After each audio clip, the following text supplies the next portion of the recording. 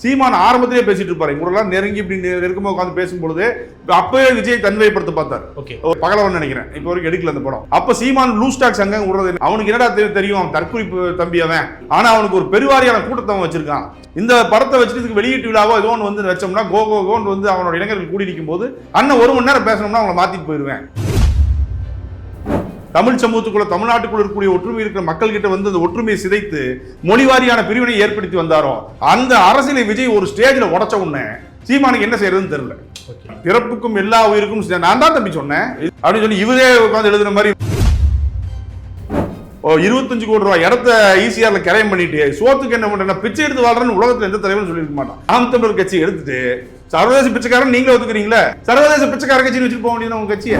இவ்வளவு பெரிய அறிவறிஞர்கள் எல்லாம் வந்து நீங்க அத்தனை பேர் சொன்னதெல்லாம் வந்து தவறு. சீமான் வந்து தேல் கிடைச்சிச்சுன்னா கையை கொண்டு போய் பக்கெட்டுக்குள்ள தண்ணியில் விட்டா சர்ன்னு விஷம் கீழே இறங்கின்னு சொல்ற பைத்தியகார முட்டாள் சீமான் சொல்றதான் நீங்க சரின்னு சொல்றத வந்து எப்படி நம்ம ஏத்துக்க முடியும்? இவ்வளவு வரலாறு சொல்றீங்க, ஆனா இதெல்லாம் மறுத்துட்டு திராவிட நாடு எங்க இருக்குன்னு காட்டு பார்க்கலாம் அப்படின்னு கேட்கலாம்ல. அந்த திராவிடம் என்ன ஆகுதுன்னா இன்னொரு இனத்தினுடைய ஆக்கிரமிப்பு நம்ம மீது திணிக்கப்பட்டு நம்ம அடக்குமுறைக்கு உட்படுத்தும் பொழுது அந்த திராவிடம் ஒரு ஐடியாலஜியா மாறிடுது. சீமானோட நெருங்கி பழகினவனால சீமானுக்கு என்னையோட 100 மடங்கு தெரியும். ஆரியம்னா என்ன, திராவிடம்னா என்ன. இப்போ என்னன்னா அந்த விழுகக்கூடிய அந்த வாக்கள் 3ஆம் மணி என்ற ஒரு பெயருக்காக விழுகக்கூடிய வாக்களை வந்து ஐடியாலஜிக்கல் வாக்கு, இவன் பூரா வந்து திராவிடத்தை எதிர்க்கிறாங்க அப்படின்னு சொல்லி சீமான் நினைச்சிட்டு இருக்காரு இல்லைங்க. அது வந்து உடையும் 26 தேர்தலில் அது உடஞ்சு சீமானுடைய முகத்தில் என்னங்கிறத அப்போ கிளியும்.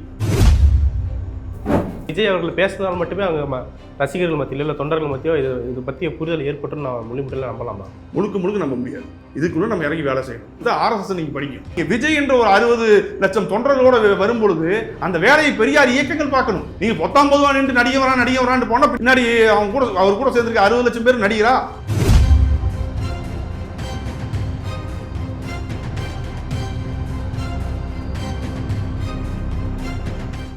பேர்ல நேயர்களுக்கு வணக்கம். இன்று நம்மோடு பேசுவதற்காக தமிழர் விடியல் கட்சியிலிருந்து மாநில ஒருங்கிணைப்பாளர் திரு இளமாறன் அவர்கள் இருந்திருக்கிறார். அவரோடு பேசலாம்.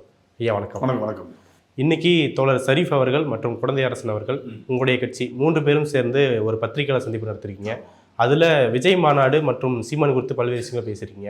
விஜய் மாநாட்டில் சொல்லப்பட்டிருக்கிற தமிழ் தேசியம் மற்றும் திராவிடம் குறித்த கருத்தியல் வந்து ஏற்றுக்கிறீங்க. அதே சமயம் சீமான் பிழைப்புவாதம் நடத்துறாரு, அவர் வந்து அவருடைய சதித்திட்டம் வந்து பாதிப்படைஞ்சிருக்குது விஜயோட மாநாட்டினால அப்படின்னு சொல்லி பேட்டி கொடுத்துருக்கீங்க. இதனுடைய நோக்கம் என்ன?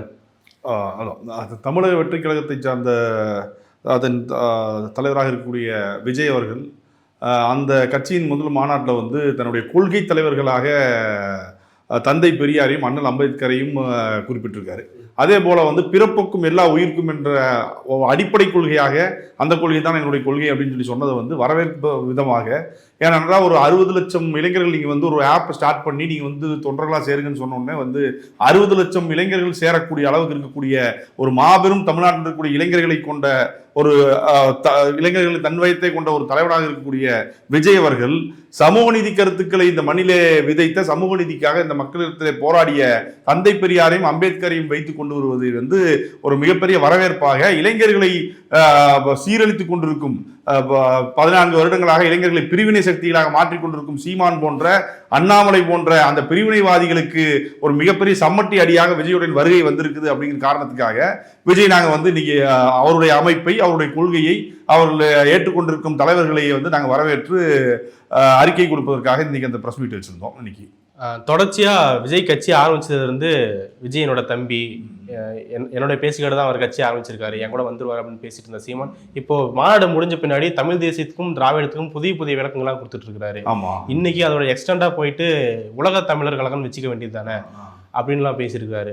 இது எப்படி பாக்குறீங்க? 2009 இயக்கமாக நாம் தமிழ் தொடங்கப்பட்ட பொழுதுலேருந்து 2010 கட்சியாக ஆனதுலேருந்து 2013-14 வரைக்கும் வந்து சீமான் கூட நேரடியாக பயணித்த நெருங்கிய தொடர்போடு பயணித்தவன் நான். கோவை மாவட்டத்தோட ஒருங்கிணைப்பாளராக இருந்திருக்கிறேன். மாநில இளைஞரணி ஒருங்கிணைப்பாளராக கல்யாண சுந்தரம் ராஜீவ்காந்தியில் இருந்தப்போ அதில் பயணித்த நான். இது ஆரம்பத்தில் சீமானுடைய அரசியல் என்பது எப்படி இருந்துச்சுன்னா, இருகரம் விரித்து நிற்கின்றேன், தமிழ்நாட்டில் வாழக்கூடிய இந்த மண்ணை நேசிக்கின்ற, இந்த மொழியை நேசிக்கின்ற யாரெல்லாம் நீங்கள் இந்த மண்ணில் ஒரு மாற்று அரசியல் உருவாக்க நினைக்கிறீங்களோ எல்லாரும் வாங்க, நாம் கைகோர்த்து ஒன்று சேர்ந்து ஒரு புதிய அரசியலை கட்டெடுப்போம் அப்படின்னு சொல்லி தான் சீமான் வந்து ஆரம்பத்தில் துவங்கினது. அதுக்கப்புறம் சீமானிடம் நாங்கள் எதுல முரண்படுறோம்னா, நீங்க வந்து திராவிட இயக்கத்தின் நீட்சி தான் தமிழ் தேசியம், திராவிடத்தின் நீட்சி தான் தமிழ் தேசியம் இருந்த சீமான் அந்த கட்சியின் பெயரை வாங்குறதுக்கு வந்து ஒரு மிகப்பெரிய பாடுபடும் பொழுது அது கிடைக்கல, கட்சியின் பேர் கிடைக்காத போது அந்த பேரை வாங்கி தந்தது யாருன்னு பாத்தீங்கன்னா குருமூர்த்தி. ஓகே, துக்ளக்கின் ஆசிரியராக இருக்கக்கூடிய குருமூர்த்தி தான் போய் தினத்தந்தி அந்த ஆதித்யநாருடைய மகன்களிடத்துல பேசி அந்த இதை வாங்கி தர்றாரு, அந்த பேரை வந்து நாம் தமிழர் கட்சிக்கு வாங்கி தர்றாரு. கட்சியில வந்து பொதுக்குழு செயல்கள் கூட்டாம சீமான் போய் அவர் பேர்ல தலைவராக வந்து பதிஞ்சிடறாரு, கட்சியை பதிஞ்சிட்டு வந்துடுறாரு. அதன் பின்பு அவருடைய மாற்றம் வந்து பயங்கரமா திராவிடத்துக்கு எதிராக, தந்தை பெரியாருக்கு எதிரான சொல்லாடலாக, மக்களிடத்துல வந்து மொழிவழி பிரிவினை ஏற்படுத்தும் விதமாக வந்து சீமானுடைய செயல்பாடுகள் தொடர்ச்சியா வந்து நடைபெற்றுக் கொண்டிருக்கும் போதுதான் நாங்க அதிலிருந்து வெளியேறி சமூக நீதிக்கு எதிராக சீமான் கருத்து பேசும்போது, சாதியத்தை ஆதரித்து கருத்து பேசும்போது நாங்க வந்து அதுல இருந்து வெளியே வந்துடுறோம். இப்ப என்ன சீமானுக்கு என்ன பிரச்சனை ஆகுதுன்னா, 2000 அந்த பாரதிய ஜனதா RSSம் பார்ப்பனிய சக்திகளும் சீமானுக்கு கொடுத்த அசைன்மெண்ட் வந்து எடுத்துக்கொண்டுதான் சீமான் ஆரம்பத்திலே பேசிட்டு இருப்பாரு. இவங்களெல்லாம் நெருங்கி இப்படி நெருக்கமாக உட்காந்து பேசும்பொழுது அப்பவே விஜய் தன்மைப்படுத்த பார்த்தார். ஒரு படம் ஒன்று விஜய்ட்டு போய் கதை சொல்லிட்டு, பகலவன் நினைக்கிறேன், இப்போ வரைக்கும் எடுக்கல அந்த படம், அதை போய் கதை சொல்லிட்டு அந்த பகலவன் விஜய் நடிக்கிறதா இருந்துச்சு. அப்ப சீமான் லூஸ் டாக்ஸ் அங்க விடுறது என்னன்னா வந்து எங்ககிட்ட பேசுறது வெளியே வந்து அவனுக்கு என்னடா தெரியும், அவன் தற்குறிப்பு தம்பி, அவனுக்கு என்ன அரசியல் தெரியும், ஆனா அவனுக்கு ஒரு பெருவாரியான கூட்டத்தை வச்சிருக்கான். இந்த படத்தை வச்சுட்டு இதுக்கு வெளியீட்டு விழாவோ ஏதோ ஒன்று வந்து வச்சோம்னா கோன்னு வந்து அவனோட இளைஞர்கள் கூடி நிற்கும் போது அண்ணன் 1 மணி நேரம் பேசணும்னா அவங்களை மாத்திட்டு போயிருவேன் அப்படின்னு ஒரு சிந்தனையில் இருந்துட்டு தான் நீங்க வந்து நானும் விஜயும் நானும்னு பல வருஷமா வந்து என் தம்பி விஜய் அது பேசிட்டு இருந்தார்.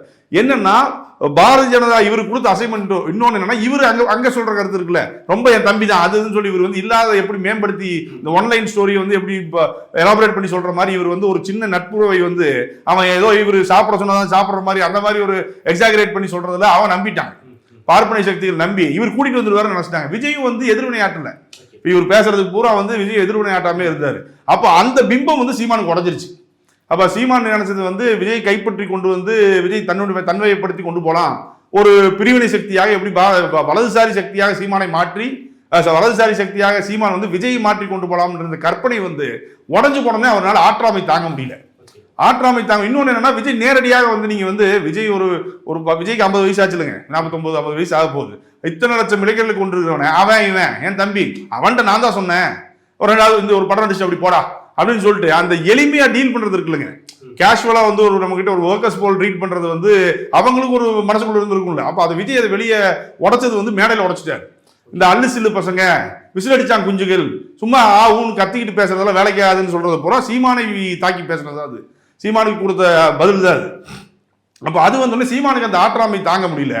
இன்னொன்னு, தந்தை பெரிய சீமான எந்த அரசியலை செய்து இளைஞர் சக்தியை பிளவுபடுத்தி வந்தாரோ, தமிழ் சமூகத்துக்குள்ள தமிழ்நாட்டுக்குள்ள இருக்கக்கூடிய ஒற்றுமை இருக்கிற மக்கள் கிட்ட வந்து அந்த ஒற்றுமையை சிதைத்து மொழிவாரியான பிரிவினை ஏற்படுத்தி வந்தாரோ, அந்த அரசியலை விஜய் ஒரு ஸ்டேஜ்ல உடைச்ச உடனே சீமானுக்கு என்ன செய்யறதுன்னு தெரியல. அதனாலதான் பிதற்றல்ல வந்து இப்ப வந்து என்ன இன்னைக்கு ஏதோ பேர் சொன்னாரு அந்த கட்சிக்கு, உலக வெற்றி கழகம், எல்லா பிறப்புக்கும் எல்லா உயிருக்கும் நான் தான் தம்பி சொன்னேன். இதுக்கு முன்னாடி ஒரு பேட்டியை சொல்லியிருப்பாரு தந்தி டிவில, அது நான் தான் தம்பி சொன்னேன் பிறப்புக்கும் எல்லா உயிருக்கும் அப்படின்னு சொல்லி இவரே உட்காந்து எழுதுன மாதிரி இவர் சொல்லியிருப்பாரு. அந்த பிறப்புக்கும் எல்லா உயிருக்கும் சமூக நீதி, தந்தை பெரியார், அம்பேத்கர் எடுத்துட்டு போன சீமானுக்கு ஆற்றாமை தாங்குற. அப்போ வந்து என்ன சொல்றாரு, உலக வெற்றி கழகம் நீங்க வச்சுக்கோங்க அப்படின்னு சொல்றாரு. அப்ப சீமான் என்ன சொல்றாரு, பொது வெளியில வந்து இது வரைக்கும் உலகத்துல எந்த அரசியல்வாதி சொல்லியிருக்க மாட்டான். சாப்பாட்டுக்கு என்ன பண்றா, 2.5 லட்சம் வீட்டுல குடியிருந்துட்டு 50 லட்சம் ரூபாய் கார் வச்சுக்கிட்டு 25 கோடி ரூபாய் இடத்த ஈசிஆர்ல கிரையம் பண்ணிட்டு சோத்துக்கு என்ன பண்றா, பிச்சை எடுத்து வாழ்றன்னு உலகத்துல எந்த தலைவரும் சொல்லியிருக்க மாட்டான். அப்படி உலக பிச்சைக்கார தலைவர் வச்சுக்க, சர்வதேச பிச்சைக்கார கட்சின்னு வச்சுக்கலாம்ல. ரொம்ப ஆசை இருக்கு சார். நாம் தமிழர் கட்சி எடுத்துட்டு சர்வதேச பிச்சைக்காரன் நீங்களே ஒத்துக்கிறீங்களா? சீமானும் சர்வதேச பிச்சைக்காரன் தானே, சர்வதேச பிச்சைக்கார கட்சின்னு வச்சுட்டு போக முடியாது உங்க கட்சியை. பிரஸ் மீட்ல வந்து திராவிடம் இல்லாம எந்த சித்தாந்தமும் நிலைக்க முடியாது அப்படின்னு சொல்லியிருந்தீங்க. ஆனா அதுவே சீமான் பேசும்போது திராவிடமே ஒரு கற்பிதம் தான், தமிழுக்கு எதிராக நிறுத்தப்பட்டதுதான் திராவிடம் வந்து விஷத்தை முறிக்கக்கூடிய மருந்து தான் தமிழ் தேசியம் அப்படின்னு சொல்லி பைனரியா பிரிக்கிறாருல்ல, இது எப்படி நம்ம புரிஞ்சுக்கிறது? அதாவதுங்க, திராவிடம் கருத்தியல் என்பது வந்து திராவிடம் அப்படின்னு ஒன்று எடுத்துட்டோம்னா, உலகத்தில் வாழக்கூடிய மனிதர்களை வந்து மானுடவியல் ஆய்வியாளர்கள் 200-250 ஆண்டுகளுக்கு முன்னாடி சர்வதேச உலகத்தில் இருக்கக்கூடிய ஜெர்மனியில் இருக்கிறவங்க, இட்டாலியில் இருக்கிறவங்க, அமெரிக்காவில் இருக்கக்கூடிய சர்வதேச ஆய்வாளர்கள் எல்லாம் உலகம் முழுக்க வாழக்கூடிய மாந்தர் இனம், மனித இனத்தை பற்றியான ஸ்டடிஸ் பண்றாங்க. அந்த ஸ்டடிஸ் பண்ணும்போது நீக்ராய்டு, மங்கோலியர் இனம், நீக்ராய்டு, இந்த மாதிரி வந்து தென்னாசியா சைடு வரும்பொழுது வந்து இந்திய பரப்புல, அப்ப இந்தியா கிடையாது, ஒரு பூமி பந்து ஒரு துணைக்கண்ட பரப்புல வந்து பெரும்பகுதியான மக்கள் வந்து ஒரே இனக்கூறோட வாழ்ந்துட்டு இருக்காங்க, ஒரு கலாச்சாரத்தோட மொழி பேசி அந்த மொழி வந்து ஒற்றுமையா இருக்கு. மொழிகள் வேறுபட்டு அந்த வெர்பல் இது பேசுறது வேறுபட்டு வந்தாலும் அந்த எழுத்துக்கள் வந்து ஒரே இதா இருக்கு அப்படின்னு சொல்லிட்டு அதை பத்தியான ஆராய்ச்சி எடுக்கும்போது அந்த இனத்திற்கான பெயரை திராவிட இனம்னு வைக்கிறாங்க. திராவிட இனம் அப்படின்னு சொல்லி வரையறுக்கிறாங்க. எப்படி மங்கோலியா என்ற இனத்தை வரையறுத்தாங்களோ, எப்படி வந்து நீக்ரோ என்ற இனத்தை வரையறுத்தாங்களோ, அது போல வந்து தென்னிந்தியா மட்டுமல்ல, நீங்க வந்து வங்காளத்தில் இருக்கக்கூடிய மக்களையும் அதுதான் சொல்றாங்க. இன்னொன்று ஒரிசால வாழக்கூடிய சில மலைவாழ் மக்களையும் அதுதான் சொல்றாங்க. இன்னொன்று வந்து நீங்க ஈரான் வரைக்கும் இருக்கக்கூடிய இண்டஸ் வேலி சிவிலைசேஷன் மேல அப்படியே போயிட்டீங்கன்னா பாகிஸ்தான், பழைய பாகிஸ்தான், ஆப்கானிஸ்தான் பகுதியில் இருக்கக்கூடிய அங்கங்க சில பகுதிகளில் வந்து இந்த திராவிட இனக்கூறோட வந்து மரபு ரீதியான ஒரு இனமாகத்தான் திராவிட என்ற ஒரு இனம் இருக்கு. அந்த திராவிட இனத்துக்குள்ள பல்வேறு மொழிகள் பேசி விடுவாங்க, பல்வேறு மொழிகள் பேசுறாங்க. நீங்க வந்து நம்ம தமிழ், தெலுங்கு, மலையாளம், துளுன்னு சொல்றோம். ஆனா அதோட முடிஞ்சிடாது. தோடாவும் அதுலதான் வருது, படுகாசும் அதுலதான் வருது. இண்டஸ் வேலி சிவிலைசேஷன் இருக்கக்கூடிய என்ன மக்கள் பேசியிருக்கின்ற மொழிகள் ஆய்வறிஞர்கள் ஆராய்ச்சி செஞ்சு பார்த்த பொழுது கோட்டா அப்படின்னு ஒரு மொழி பேசியிருக்கலாம்ங்கிறான். அந்த கோட்டாவுக்கு தமிழ் மொழியோட எழுத்துக்கள் அது இருக்குது. ஆனா கோட்டாக்கு தமிழ், இப்ப நம்ம பேசுற தமிழ் வேற, கோட்டா வேற. ஆனா எல்லாரும் எதுக்குள்ள வராங்கன்னா திராவிட இனம் என்ற மரபினக்கூறுக்குள்ள வராங்க. மொழிவழி என்பது எப்ப வேணாலும் திரும்பி விட்டு போகலாம். மொழி வந்து நீங்க வந்து வேறொரு, நீங்க 1001 படத்துல பேசுறது நமக்கு புரியல, நம்மளால புரிஞ்சுக்க முடியல. இன்னொன்று கல்வெட்டில் இருக்கக்கூடியதோ, இன்னைக்கு கிடைக்கக்கூடிய கீழடியில் இருக்கக்கூடிய பானை ஓட்டில் இருக்கக்கூடிய எழுத்துக்களோ நம்மளால படிக்க முடியல. புரிஞ்சுங்களா? அப்ப இந்த மொழிகளுக்கெல்லாம் மூத்ததாக ஒரு மொழி இருந்திருக்கு. அந்த மொழிகள் யார் பேசியிருக்காங்கன்னா ஒரே மரபணு கூறக்கூடிய ஒரு இனம் சார்ந்த ஒரு மக்கள் பேசியிருக்காங்க அப்படின்னு சொல்லிட்டு அது திராவிட மொழி அப்படிங்கிறான். அந்த திராவிட மொழியிலிருந்து தமிழ் மொழி வந்தது, தமிழ் மொழியிலிருந்து பிரிந்து இத்தனை மொழிகளாக பிரிந்திருக்கின்றது அப்படிங்கிறான். இது ஒண்ணு. இன்னொன்னு ஆரிய இனம் ஒண்ணு. இந்த இனத்தை பூர்வீகமாக கொண்டு வாழ்ந்தவர்கள் திராவிட இனம்.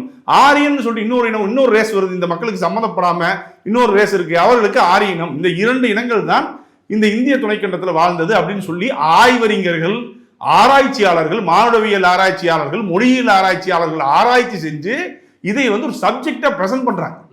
இது வந்து உலகத்துக்கு ஒரு தியரியா பிரசன்ட் பண்றாங்க. எப்படி நீக்ரோ பிரசன்ட் பண்ணது போது தியரியா பிரசன்ட் பண்றாங்க. இதை நீங்க எப்படி எடுத்துக்கலாம்னா, ஆப்பிரிக்கன்கிறது ஒரே இனம் தான். நீக்ரோ இனம் தான். நம்ம ஆப்பிரிக்கா கண்ட முழுக்க இருக்கக்கூடியவங்க நீக்ரோ இனம் தான். ஆனா அதுக்குள்ள பல மொழிகள் பேசக்கூடிய மொழிவழி தேசிய நாடுகள் இருக்கு. ஆனா அவங்க மொத்தமா சேர்ந்தா மரபின கூறா எதா இருப்பாங்கன்னா நீக்ரோ. நம்ம வந்து எத்தனை மொழிகள் பேசி திருப்பிப்பட்டு நின்றாலும் நம்ம எதா இருப்போம் அப்படின்னா, நம்ம வந்து மரபு ரீதியாக தமிழ்நாட்டை பொறுத்தவரை நாம் மரபு ரீதியாக நாம் வந்து திராவிடர்கள், மொழிவழி தேசியமாக நாம் தமிழர்கள். இதுதான் வந்து சயின்ஸ். இதை யாரு சொல்றா? ஆய்வறிஞர்கள், ஆராய்ச்சியாளர்கள் பூரா சொல்றாங்க. அதுக்கப்புறம் அயோத்திதாஸ் பண்டிதர் 1885 திராவிட பாண்டியன் இதழ் நடத்திடுறாரு. ஜஸ்டிஸ் பார்ட்டியை துவங்கிய நடேசன் உட்பட மூவரும் அவங்க சொன்ன கருத்துக்களும் இதுதான், திராவிட கருத்துக்களும் இதுதான். அவங்களும் வந்து மிகப்பெரிய கல்விமான்கள் அத்தனை பேரும். அதற்கு பின்னாடி தந்தை பெரியார் வந்து திராவிட கருத்துக்கள் எடுத்துட்டு வந்து திராவிடத்தை ஒரு இயக்கமாக மாற்றி அதை வந்து என்ன பண்றாருன்னா, ஆரிய அடக்குமுறையிலிருந்து ஆரியர் அல்லாத மக்களுக்கு, பார்ப்பனர் அல்லாத மக்களுக்கான நீதி வேண்டி, பார்ப்பனர் மக்களுக்கான உரிமை வேண்டி போராடுகிறது தான் ஜஸ்டிஸ் பார்ட்டி காலத்துல இருந்து போராடுறாங்க. இது யாரால் ஒத்துக்கிட்டாங்கன்னா இவங்க அத்தனை பேர் ஒத்துக்கிட்டு, அதுக்கப்புறம் வந்து நீங்க பாத்தீங்கன்னா தமிழ் தேசிய போராட்டத்தை முன்னெடுத்து தனித்தமிழ்நாடு வேண்டும் என்று போராடிய பெருஞ்சித்திரனாரும் அதை ஒத்துக்கிறாரு, தமிழரசன் தோழரும் அதை ஒத்துக்கிறாங்க. இவங்க அத்தனை பேரும் இதை ஒத்துக்கிறாங்க. அதற்கு பின்பு விடுதலை புலிகள் என்ற ஒரு இயக்கத்தை கட்டிய அந்த விடுதலை புலிகள் என்ற மாபெரும் இயக்கம் தலைவர் பிரபாகரனுக்கும் ஆதரவாக அவர்களுக்கு தோளோடு தோல் நின்று கைகோர்த்து நின்று பல தியாகங்களை புரிஞ்சதெல்லாம் யாருன்னா இந்த திராவிட இயக்கம். அப்போ அவ்வளவு பெரிய பாரம்பரியமுடைய இவ்வளவு பெரிய அறிவறிஞர்கள் எல்லாம் வந்து நீங்க அத்தனை பேர் சொன்னதெல்லாம் வந்து தவறு. சீமான் வந்து தேல் கிடைச்சிச்சுன்னா கையை கொண்டு போய் பக்கெட்டுக்குள்ள தண்ணியில் விட்டா சர்ன்னு விஷம் கீழே இறங்கின்னு சொல்ற பைத்தியகார முட்டாள் சீமான் சொல்றதான் நீங்க சரின்னு சொல்றத வந்து எப்படி நம்ம ஏத்துக்க முடியும்? இவ்வளவு வரலாறு சொல்றீங்க, ஆனா இதெல்லாம் மறுத்துட்டு திராவிட நாடு எங்க இருக்குன்னு காட்டு பார்க்கலாம் அப்படின்னு கேட்கறாருல, அது எப்படி புரிஞ்சுக்கிறது? திராவிட நாடு எங்க இருக்குன்னு காட்டினா, நீ மனுஷன் எங்க இருக்குன்னு காட்டினா எப்படி காட்டுவார் அவரு? ஹியூமன் பீயிங், நம்மள ஹியூமன் பீயிங் சொல்றான். ஹியூமன் பீயிங்க்கு ஆதாரம் காட்டினா ரைட். ஒரு டிஎன்ஏ எடுக்கிறாங்க. அந்த டிஎன்ஏ ஒரு உலகம் முழுக்க வாழக்கூடிய மக்கள்கிட்ட ஒரு 10 டிஎன்ஏ, 10 விதமான டிஎன்ஏன்னா ஒவ்வொரு டிஎன்ஏக்கும் ஆய்வறிஞர் ஒரு பேர் வைக்கிறான். அப்படி ஒரு பேர் வைக்கிறது நமக்கு திராவிடம்னு ஒரு பேர் வைக்கிறான். அந்த திராவிடம் என்ன ஆகுதுன்னா, இன்னொரு இனத்தினுடைய ஆக்கிரமிப்பு நம்ம மீது திணிக்கப்பட்டு நம்ம அடக்குமுறைக்கு உட்படுத்தும் பொழுது அந்த திராவிடம் ஒரு ஐடியாலஜியா மாறிடுது. அந்த அடக்குமுறைக்கு எதிரான எப்படியெல்லாம் நாம் வந்து அந்த அடக்குமுறைக்கு எதிராக போராட வேண்டும் என்று ஒரு கொள்கைகளை, வரையறைகளை வகுத்து அதற்கு பார்ப்பனர் அல்லாதார் என்று பேர் வைக்கிறான். அவன் இல்லைன்னு சொல்லிட்டு இப்படி வந்து எதிர்மறையா பேர் வைக்கணும், நேர்மறையா பேர் நமக்கே ஒரு பேர் வைப்போம்னு சொல்லிட்டு இனக்கூறு என்ன இனக்கூறோ அந்த இனக்கூறுக்கு அந்த இனத்திற்கான பெயரை வச்சு அதை சித்தாந்தமாக மாற்றி விடுகிறார்கள். இதுதான் மாறிச்சு. இது சீமானுக்கு தெரியாமல இல்ல, இதைத்தான் சீமானுக்கு பிழைப்புவாதங்கிறோம். சீமானோட நெருங்கி பழகினவனால சீமானுக்கு என்னையோட 100 மடங்கு தெரியும். ஆரியம்னா என்ன, திராவிடம்னா என்ன, தமிழ் தேசியம்னா என்ன அப்படிங்கிறது சீமானுக்கு 100 மடங்கு தெரியும். எங்களுக்கு ஆரம்பத்தில் வந்து தந்தை பெரியார் திராவிட கழகத்தில் இருந்து நாங்களாம் அதில் பயின்று வரும்பொழுது திராவிடத்தின் நீட்சி தான் தமிழ் தேசியம். தமிழ் தேசியம் மொழிவழி தமிழ் தேசியம், மொழிவழி இனம், தமிழ் இனம் என்பது மொழிவழி தேசிய இனம். அதனுடைய நீட்சி தான் மலையாளம், அதனுடைய நீட்சி தான் தெலுங்கு, அதனுடைய நீட்சி தான் கன்னடம். இப்படி வந்து திரிவுபட்டு வருது. இதை ஏற்றுக்க மாட்டேன்னு சொல்றது எப்படிங்கிறத எனக்கு புரிய மாட்டேங்குது. இப்போ மாநாடு முடிஞ்சு ஒரு 10 நாளுக்கு மேலாச்சு. இப்போதான் திரும்பவும் வந்து திராவிடம் தமிழ் தேசியம் அப்படின்ற கருத்தியல் விவாதங்கள் தொடர்ந்துகிட்டே இருக்கு. இந்த கருத்தியல் விவாதங்கள்ல புது புது விளக்கங்களை சீமான் தராரு. இதுல திராவிட எதிர்ப்பை இன்னும் கூர்மைப்படுத்துற விதமா தான் இந்த விவாதங்கள்லாம் அமைஞ்சிருக்கும் அப்படிங்கிற கேள்வியை நமக்கு எழுது. இது எப்படி நம்ம புரிஞ்சுக்கிறது? திராவிட எதிர்ப்பு இந்த வாய்ப்பை அவர் பயன்படுத்திக்கிட்டு இன்னுமே வீரியமா வந்து திராவிட எதிர்ப்பை பேசுறாரோ? இல்ல, அதுதான் இது வந்து ரொம்ப நல்லது. சீமான் திராவிட எதிர்ப்பை பேசுவது என்பது ரொம்ப நல்லது.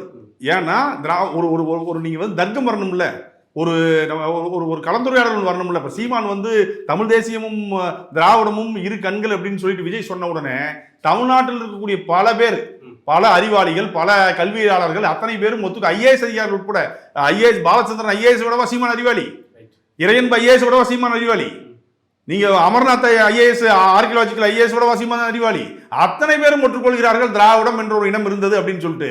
இந்த பைத்தியக்காரர் நீங்க வந்து பாடி கல்வி கற்றுப்போ அப்படின்னு சொல்றதா உலகத்துடைய வளர்ச்சி என்பது என்ன?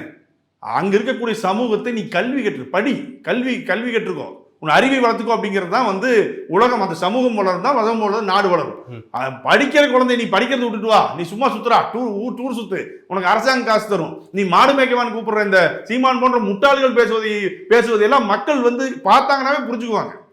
நீங்க திராவிட கருத்தியல் உடையாம இருக்கிறதுக்கு காரணம் என்ன? சீமான் போன்ற ஆட்கள் வந்தாலும் ஒரு டெபாசிட் கூட 14 வருஷமா கத்துன்னு கத்தி தொண்டவரில் கத்தி டெபாசிட் வாங்குற வக்கில்ல சீமானுக்கு. சொந்த ஊர் அரணியூர். நீ சீமான் பேசுற சித்தாந்தம் வந்து சரியான சித்தாந்தம், சீமான் பேசுற அரசியல் சரியான அரசியலாக மக்கள் பார்த்திருந்தா சீமான் போன்ற ஊரையாவது ஆட்கள் சொல்லா இருக்கணும்ல. ஆனா இத்தனை வருஷம் தனியாவே போட்டிட்டு இவ்வளவு பர்சன்ட் காட்டியிருக்குல்ல, தனியா போட்டியை யாராவது போட்டியிட முடியுமான்னு கேட்கறாரு. இல்ல, அது வந்து நீங்க கேட்டுங்க. அதாவது தனியா நிக்கிற எல்லாத்துக்குமே ஒரு வாக்கு இருக்கு. அது இப்போ இல்லை, சுதந்திரம் வாங்குற 47 சுதந்திரம் முடிஞ்சு நீங்க வந்து ரிப்பப்ளிக் கண்ட்ரி ஆகி, இண்டிபெண்டன்ஸ் கண்ட்ரி ரிப்பப்ளிக் ஆகி, அதுக்கப்புறம் தேர்தல் நடத்தப்பட்ட பொழுது அப்பிருந்து நீங்க வந்து தனியா 3ஆம் மணிக்குன்னு ஒரு வாக்கு இருக்கு. அந்த வாக்கைத்தான் ஐயா வைகோ 8% வாங்கினாரு. அதே வாக்கைத்தான் நின்ன உடனே விஜயகாந்த் 7%, அதுக்கப்புறம் அடுத்த ஜம்ப் நெக்ஸ்ட் எலெக்ஷன்ல 11%. அந்த விஜயகாந்தோட வாக்கு இன்னைக்கு என்ன இருக்குது? 2% ஆச்சுங்களா? விஜயகாந்தோட வாக்கு 2.2 ஆயிருச்சா? மீதி இருக்கிற 8 தான் சீமான் வாங்கிட்டு இருக்காரு. இந்த 8 வந்து 0 ஆயிரும். மிஞ்சி போச்சுன்னா 1% அந்த பழைய 1.1 இருக்கு பாருங்க, அதுக்கு மேலே சீமானால அடுத்த தேர்தலில் வாங்க முடியாது. இந்த வாக்குகள் அனைத்தும் என்ன ஆகும்னா விஜய்க்கு போயிடும். ஒரு தேர்ட் ஃப்ரண்ட்டுக்குன்னு என்னைக்குமே வந்து 2 பேர் வேணாம்ப்பா, 3வது புதுசாக ஒருத்தர் வரணும்னு சொல்லி என்னைக்குமே ஒரு ஈகர்னஸ் இருக்கும் மக்களுக்குள்ள, வந்து ஒரு இது இருக்கும். அந்த வாக்குகளாக தான் வந்து சீமானுக்கு கொடுத்த வாக்குகளை பார்க்குறது, கொள்கைக்காகவோ சித்தாந்தத்துக்கு கொடுத்த வாக்குகளாகவோ நம்ம பார்க்கல.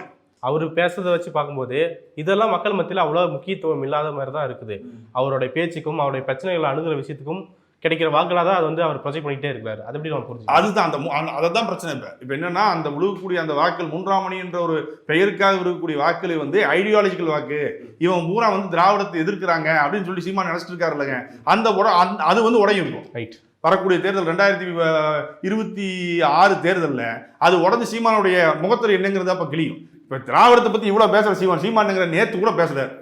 நான் மானத்தமிழ் பிள்ளை, மானத்தமிழ் தாய்க்கும் தமிழனுக்கும் பிறந்த பிள்ளை, ஒரு மானத்தமிழன் வந்து எதிர்த்து நிற்பான் திராவிட இயக்கங்களை அப்படிங்கிறாரு. சரி, சீமா வீட்டை வச்சே பேசுவோம்.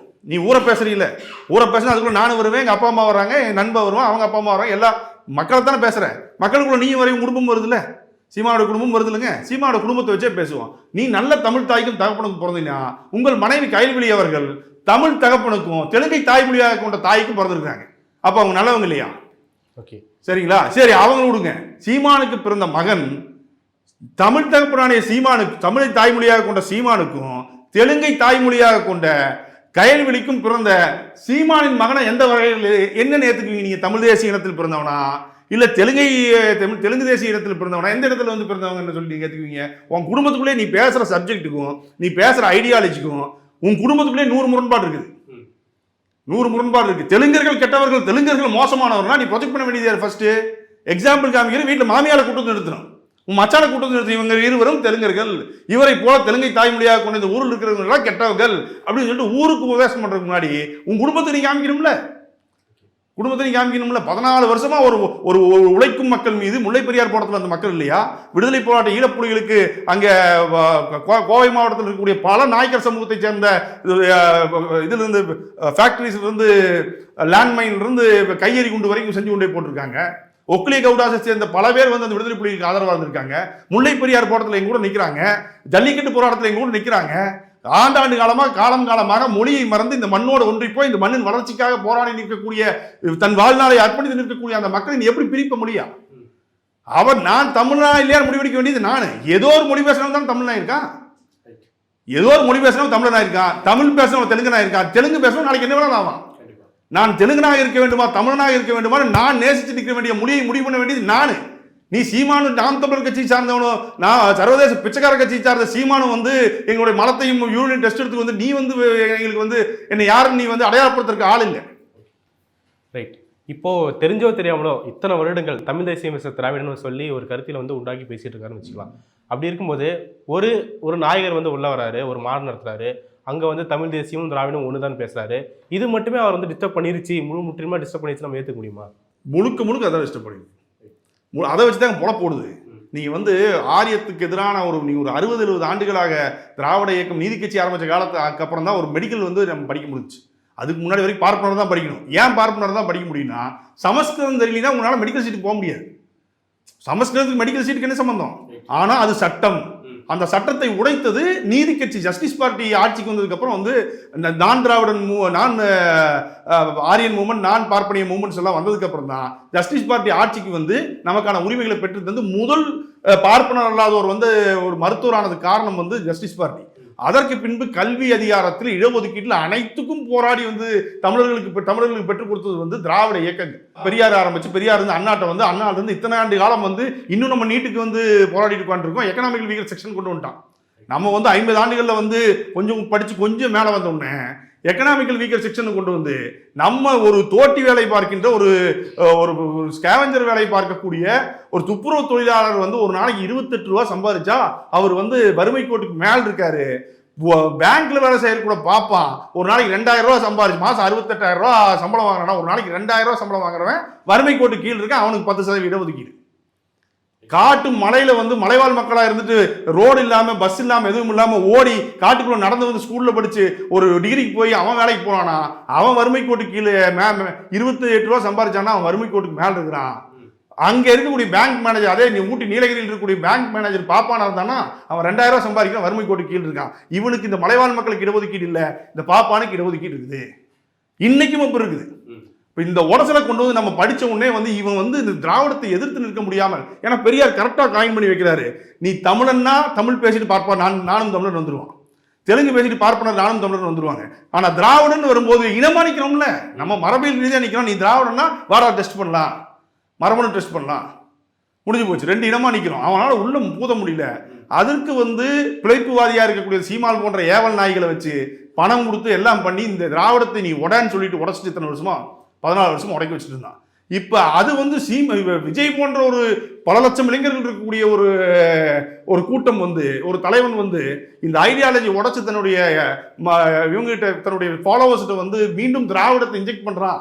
தமிழ் தேசத்துக்கு திராவிடத்துக்கு சண்டை இல்லடா, தமிழனும் திராவிடம் எல்லாம் ஒண்ணுதான்டா, திராவிட இயக்கம் தாண்டா தமிழனுக்காக போராடிச்சு, திராவிட இயக்கம் தான் உடைய கல்விக்காக போராடிச்சுங்கிற ஒரு கருத்தியலை கொண்டு வந்து வைக்கும் பொழுது சீமானுக்கு தாங்க முடியல, ஒவ்வாமையாயிடுது. ஓகே, இறுதியாக இப்போ நீங்க சொன்ன மாதிரி விஜய் அவர்கள் பேசுனதால் மட்டுமே அவங்க ரசிகர்கள் மத்தியிலோ இல்லை தொண்டர்கள் மத்தியோ இது பற்றிய புரிதல் ஏற்பட்டு நான் முழுமுட்டில் நம்பலாமா? முழுக்க நம்ப முடியாது.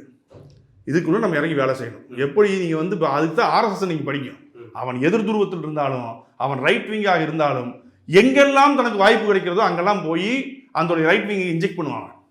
நீங்க வந்து தன்னை நேர் எதிராக எதிர்த்து நின்ற அம்பேத்கரை தூக்கி தனதான் மாத்திட்டான், தனக்கு நேர் எதிராக எதிர்த்து நின்ற வல்லபாய் பட்டேலை தூக்கி தனதான் மாற்றி நிறுத்திட்டான். சுபாஷ் சந்திர போஸை நேர் எதிராக நின்று சுபாஷ் சந்திர போஸ் படைக்கு எதிராக வந்து படை திரட்டி வெள்ளைக்காரங்க கூட போய் நின்று சண்டை போட்டு தோக்கடிச்சவன் இன்னைக்கு சுபாஷ் சந்திர போஸ் தன்மைப்படுத்திட்டான். புரிஞ்சுங்களா? நீங்க விஜய் என்ற ஒரு 60 லட்சம் தொண்டர்களோட வரும்பொழுது அந்த வேலையை பெரியார் இயக்கங்கள் பார்க்கணும். நீங்க 19 நின்று நடிகை வரான்னு போனா பின்னாடி 60 லட்சம் பின்னாடி அவர் கூட சேர்ந்திருக்க 60 லட்சம் பேர் நடிகரா? அவனுக்கு சமூகத்தில் இருக்கக்கூடிய ஒரு ஓட்டை வைத்திருக்கிற வாக்கை வைத்திருக்கிற ஒரு குடிமகன் அல்லவா? அப்ப அவனுக்கு வந்து நீங்க உங்க தலைவர் எப்படி இன்னைக்கு என்ன நமக்கு ஒரு நல்லதுன்னா திட்டமாட்டான். அவனுக்கு பெரியார புரியுதோ திராவிடத்தை புரியுதோ எதை புரியுதோ இல்லை, அது ரெண்டாவது. ஆனா இதுக்கு எதிராக நிற்க மாட்டான். திராவிடத்திற்கோ திராவிட கருத்தியலுக்கோ எதிராக நிற்க மாட்டான். இன்னொன்று தமிழ் தேசிய திராவிட சண்டைங்கிறது அவன் போட மாட்டான். ஆனா இப்போ மாநாட்டில் சொல்லிட்டாங்க, அவங்க மாநாட்டோட முடிஞ்சதோட சரி, அவங்க இதை பத்தி ஒரு டிஸ்கஷனோ ஒரு ப்ரெஸ் மீட்டோ எதுவுமே கொடுக்காம பொறுப்பு வந்து மற்றவங்ககிட்டே இருக்குன்றது சொல்றது எப்படி நம்ம ஏற்றுக்க முடியும்? அவங்க தன்னுடைய பொறுப்பை ஏற்றுக்காம அவங்க ஒன்றும் பேசாம இருக்காங்கல்ல நிர்வாகிகளோட. சரி, விஜயோட நிர்வாகிகள் அதுதான். இது வந்து நம்ம பொறுத்து தான் பார்க்கணும். முழுக்க நம்ம வந்து அவங்களுடைய துவக்கத்தை வரவேற்கிறோம். நம்ம முழுக்க போய் விஜயோட தொண்டரான வேலை செய்ய போறது இல்லை. நம்ம வந்து அவங்களுடைய துவக்கத்தை வரவேற்கின்றோம். இப்படி வந்து ஒரு தலைவர்களை நீ வந்து மையப்படுத்தி கொண்டு வந்தது, பிறப்புக்கும் எல்லா உயிருக்கும் என்ற சமூக நீதி கொள்கையை மையப்படுத்தி கொண்டு வந்ததை வரவேற்கிறோம் என்றுதான் நம்ம வரவேற்று இருக்கிறோம். மற்றபடி நீங்க வந்து அவங்க வந்து தொடர்ச்சியாக நீ என்ன நடவடிக்கை எடுக்கிறார்கள், அவங்களுடைய செயல்பாடுகள் எப்படி இருக்குன்னு சொல்லி பார்த்து தான் நம்ம முடிவு பண்ண முடியும். இப்போ அவங்க மாவட்ட கூட்டங்களை வைக்கும்போது எப்படி திராவிட முன்னேற்ற கழகத்தில், அண்ணா திராவிட முன்னேற்ற கழகத்திலாம் பெரியார் இயக்கங்கள் போய் பேசுறாங்களோ, அந்த இளைஞர்கள் கூட்டம், மாணவர்கள் கூட்டம், கருத்தியல் கூட்டங்கள் நடக்கும்போது போய் பேசுறாங்களோ, அந்த மாதிரி வந்து அந்த ஸ்பேஸை வந்து திராவிட இயக்கங்கள் வந்து தன்னை நிலைநிறுத்திக் கொள்ள வேண்டும், தன்னை நிலைநிறுத்திக் கொள்ளணும். கூட தமிழ் தேசிய இயக்கம் இன்னைக்கு வந்து என்னன்னா, சீமான் ஒருவரை தவிர, சீமான் மணியரசன் போன்ற அந்த பிழைப்புவாதிகளை தவிர பல தமிழ் தேசியம் இருக்கு, தமிழ் தேசிய இயக்கங்கள் இருக்கின்றது. அவங்க எல்லாருமே வந்து தமிழரசன் இந்த மண்ணுக்காக நின்று போராடி தனித்தமிழ் நாடு அமைக்க வேண்டும் என்று நின்று இறந்து போன, படைகட்டி இறந்து போன தமிழரசன் பெரியாரை ஏற்றுக்கொண்டவர், திராவிடத்தை ஏற்றுக்கொண்டவர், பெருஞ்சித்திரனார் ஏற்றுக்கொண்டவர், அத்தனை பேர் இப்போ கலியபெருமாள் புலவர் கலியபெருமாள் ஏற்றுக்கொண்டவர்கள். சீமான் போன்ற பார்ப்பனிய பிழைப்புவாதியாக ஏற்றுக்கல. கலியபெருமாளும் தமிழ் தேசியமான கலியபெருமாளும் தமிழரசனும் திராவிடத்தை ஏற்றுக்கொண்டு ஆரியத்துக்கு எதிராக நின்றார்கள். சீமான் ஆரியத்தை ஏற்றுக்கொண்டு திராவிடத்துக்கு எதிராக நிற்கிறார். ஆனா அவர்களுக்கு போஸ்டர் அடிக்கிறாரு சீமான். அடிப்பார், அவர் எல்லாத்துக்கும் அடிப்பார் போஸ்டர். அவருக்கு அடிப்பாரு. இவர் ஊவேசி ஐயர் அவரை வந்து தாத்தான்னு சொல்லி போட்டு அடிப்பார், தமிழ் தாத்தான் போட்டு அடிப்பாரு. அமைதிப்படைங்கிற பேர்ல இலங்கைக்கு போய் அங்க இருக்கக்கூடிய நமது ஈழத்தமிழர்கள் எல்லாம் படுகொலை செஞ்சுட்டு இந்தியாவுக்கு திரும்பி வந்த அந்த இராணுவத்தை வரவேற்ற மாப்போசி வந்து தமிழ் தேசிய பெரியாருன்னு சொல்லிட்டு போஸ்ட் அடிப்பாரு சீமான். தமிழ் தேசியத்தின், அதாவது இங்க இருக்கக்கூடிய மக்களுக்கு ஆதரவாக நின்ற ஆதரவாக நின்றவர்களை பூரா எதிரியாகவும், எதிராக நின்றவர்களை பூரா வந்து ஒரு தியாகிகள் போலவும் காட்டுறதுதான் சீமான் வேலையை செஞ்சுட்டு இருக்காரு. சீமானே அப்படித்தான். தமிழ் தேசியமோ, சீமான் ஒரு பிழைப்புவாதி. சீமான் யாருன்னு நீங்க பாத்தீங்கன்னா, நீங்க வந்து ஒரு இலங்கையில் இருக்கக்கூடிய விடுதலை புலிகளுக்கு எதிராக நின்று அதே தமிழ் தேசியம் நின்று டக்ளஸ் தேவானந்தா. டக்ளஸ் தேவானந்தா திராவிடம் கிடையாதுல்ல, டக்ளஸ் தேவானந்தா திராவிடம் கிடையாது, கருணா திராவிடம் கிடையாது. அப்ப தமிழ் தேசிய கோட்பாடு பூரா இல்ல போலி எடுத்துக்கலாமா? இல்ல. தமிழ் தேசிய கோட்பாடு போலி எடுத்துக்கலாமா? அதுபோல் திராவிடத்தை ஏற்றுக்கொண்ட மனிதர்கள் தவறு செய்யலாம், ஐடியாலஜி தவறு செய்யாது. ஒரு கம்யூனிசத்தை ஏற்றுக்கொண்ட மனிதர்கள் தவறு செய்யலாம், பிரைபரி பண்ணலாம், திருடலாம், கொள்ளையடிக்கலாம். ஆனா அந்த சித்தாந்தம் தவறல்ல, அதுதான் பார்க்கணும். ஆனா தமிழ் தேசியம் என்ற பெயர்ல சீமான் இந்த ஃபோர்ஜரி ஃப்ராடு பண்ணிட்டு இருக்காரு. தமிழ் தேசியத்தை நம்ம தவறுன்னு சொல்ல, தமிழ் தேசியம் என்ற பெயரில் சீமான் ஃப்ராடு, ஃபோர்ஜரி, சர்வதேச பிச்சைக்காரத்தனம் இத்தனையும் பண்ணிட்டு இருக்காரு சீமான் அவர். ரைட்.